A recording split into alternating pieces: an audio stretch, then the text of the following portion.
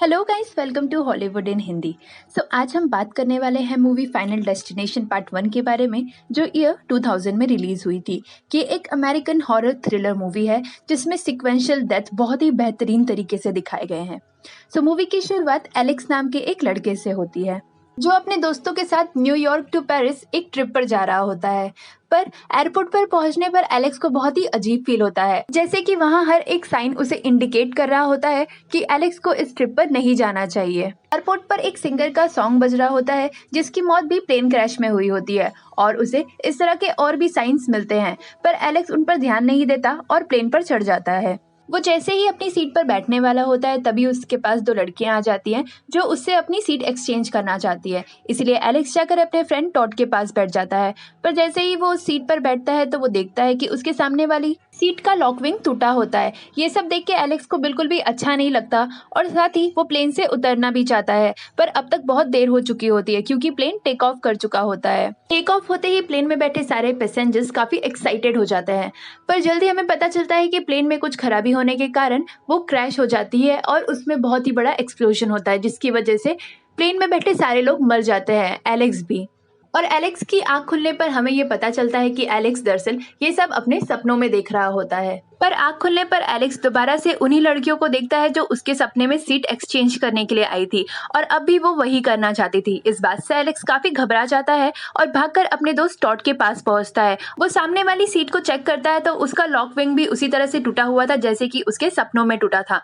सब कुछ वैसे ही हो रहा होता है जैसा एलेक्स ने अपने सपने में देखा था, जिसका सीधा सीधा मतलब ये था कि एलेक्स ने फ्यूचर देख लिया है। इससे परेशान होकर एलेक्स चिल्लाकर कहता है कि ये प्लेन एक्सप्लोड होने वाला है और ये बात सुनकर वहां बैठे सारे ये पैसेंजर्स काफी घबरा जाते हैं। ये बात सुनते ही एलेक्स का क्लासमेट कार्टर उस पर काफी नाराज हो जाता है और उन दोनों के बीच में फाइट होने लगती है, जिस वजह से उन्हें प्लेन से नीचे उतार दिया जाता है। एलेक्स के साथ उसके बाकी क्लासमेट्स भी नीचे उतार दिए जाते हैं, जिस पर एलेक्स उन्हें बताता है कि उसने ड्रीम में प्लेन को एक्सप्लोड होते हुए देखा था। और ये बात सुनकर कार्टर उस पर दोबारा नाराज हो जाता है और दोनों फाइट करने लगते हैं। तभी बेहद हैरान करने वाली चीज होती है, प्लेन जैसे ही टेक ऑफ करता है वो क्रैश हो जाता है, जिस वजह से उसमें एक्सप्लोजन हो जाता है। और ये देखकर वहां बैठे सभी लोग काफी घबरा जाते हैं। सभी एलेक्स को शक भरी निगाहों से देखने लगते हैं, साथ ही उससे डरने भी लगते हैं। उसी प्लेन में एलेक्स के फ्रेंड टॉड का भाई भी होता है जो एक्सप्लोजन होने के कारण मर जाता है। अब क्योंकि वो सभी सर्वाइवर्स थे, इसीलिए दो डिटेक्टिव उनसे बात करने आते हैं, पर उन्हें भी एलेक्स पर ही शक होता है क्योंकि उसने पहले ही एक्सप्लोजन का प्रिडिक्शन कर दिया था।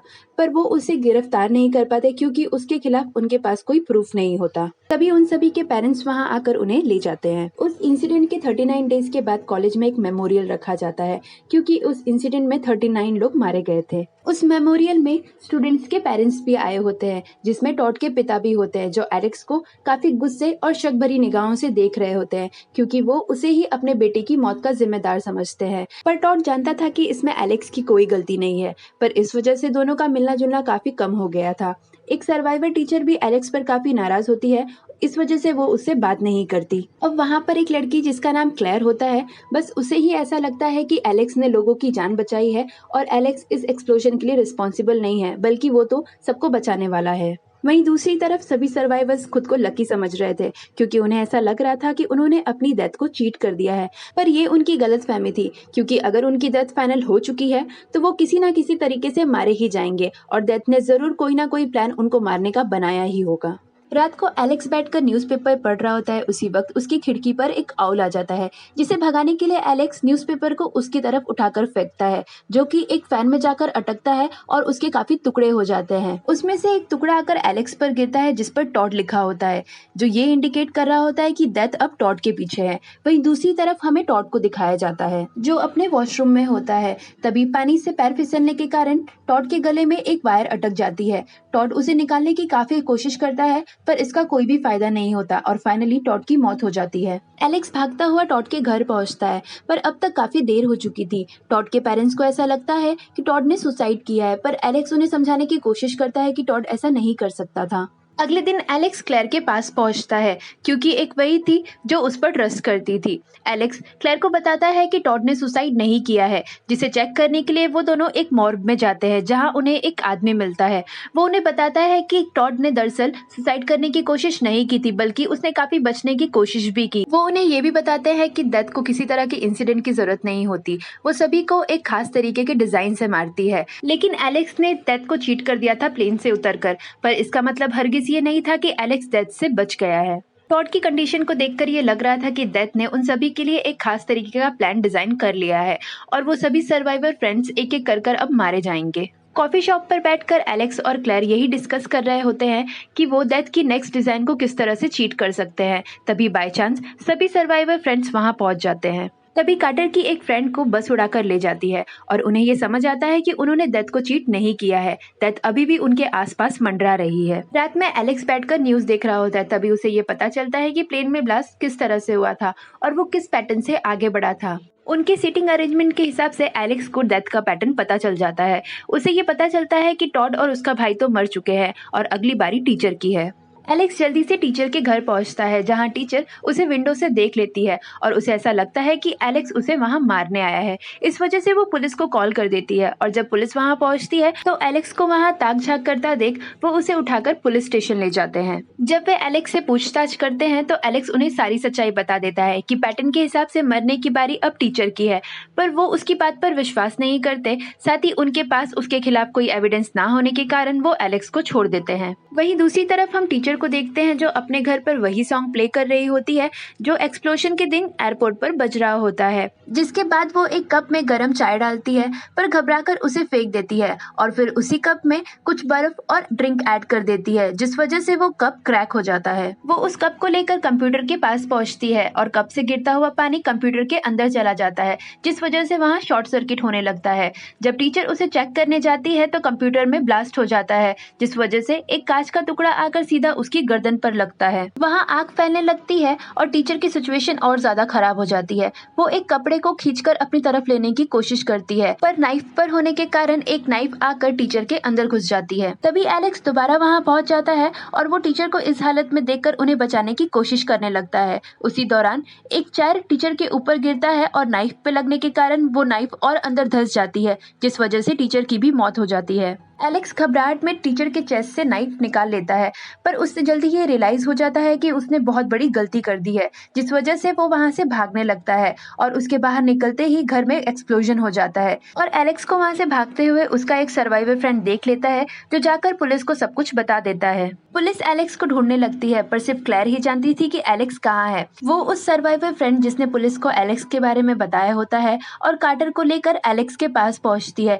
क्योंकि वो लोग जानना चाहते थे कि अगली मरने की बारी किसकी है। वो लोग एलेक्स को पिक कर लेते हैं पर बहुत कुछ पूछने पर भी एलेक्स उन्हें कुछ भी नहीं बताता क्योंकि इसका कोई भी फायदा नहीं होने वाला था, जिस बात से कार्टर काफी नाराज हो जाता है। वो कहता है कि मरना तो सभी को है और वो इस तरह से नहीं मरना चाहता, इसीलिए वो काफी हार्श ड्राइविंग करने के बाद अपनी गाड़ी को ले जाकर रेलवे ट्रैक पर खड़ा कर देता है। क्लेयर, एलेक्स और उसका दोस्त तो कार के बाहर निकल जाते हैं पर कार्टर कार के अंदर ही बैठा रहता है। काफी समझाने के बाद कार्टर भी ये डिसाइड करता है कि वो भी कार को आगे बढ़ाएगा, पर तभी वो ट्रेन को अपनी तरफ आते हुए देखता है। वो कार को चलाने की कोशिश करता है पर वो नहीं चलती। साथ ही उसका विंडो और सीट बेल्ट भी लॉक हो जाता है, जिस वजह से कार्टर कार से बाहर नहीं निकल पाता और हमें ये समझ आता है कि डेथ ने कार्टर को मारने का यही प्लान बनाया है। डेथ कार्टर के सामने ही होती है, तभी एलेक्स दोबारा से उसे चीट करता हुआ कार्टर को कार के बाहर खींचकर उसे बचा लेता है। पर उन्हें ये नहीं पता था कि अगर कोई अपनी डेथ को चीट कर लेता है तो डेथ नेक्स्ट पर चली जाती है, पर अब तक काफी देर हो चुकी थी।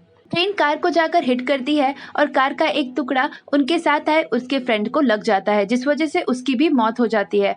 और तब एलेक्स को समझ आता है कि अगर वो डेथ को चीट करेगा तो वो डेथ नेक्स्ट पर चली जाएगी। अब सिर्फ क्लेयर और एलेक्स ही बचे होते हैं और अगली बारी एलेक्स की होती है। एलेक्स खुद को क्लेयर के कैबिन में बंद कर लेता है और डोर पर टेप लगा देता है और दोबारा से सिटिंग ऑर्डर को रिकॉल करने लगता है। तब उसे ये समझ आता है कि अब अगली बारी एलेक्स की नहीं बल्कि क्लेयर की थी, क्योंकि वो एलेक्स के बाजू में बैठी थी। यहाँ क्लेयर पुलिस ऑफिसर्स को एलेक्स के बारे में सब बता देती है ताकि वो उसे सेव कर सके। जब पुलिस एलेक्स के पास पहुंचती है तो वो वहां से उनसे बचता हुआ भाग निकलता है, क्योंकि वो जानता है कि पुलिस उसकी मदद नहीं कर पाएगी। वहीं दूसरी तरफ क्लेयर के घर के बाहर एक इलेक्ट्रिक वायर टूट जाती है और अपने डॉग को बचाने के लिए क्लेयर अपने घर के बाहर आ जाती है। तभी उसका स्विमिंग पूल भी टूट जाता है और उसमें काफी हैवी किस्म का करंट पास होने लगता है।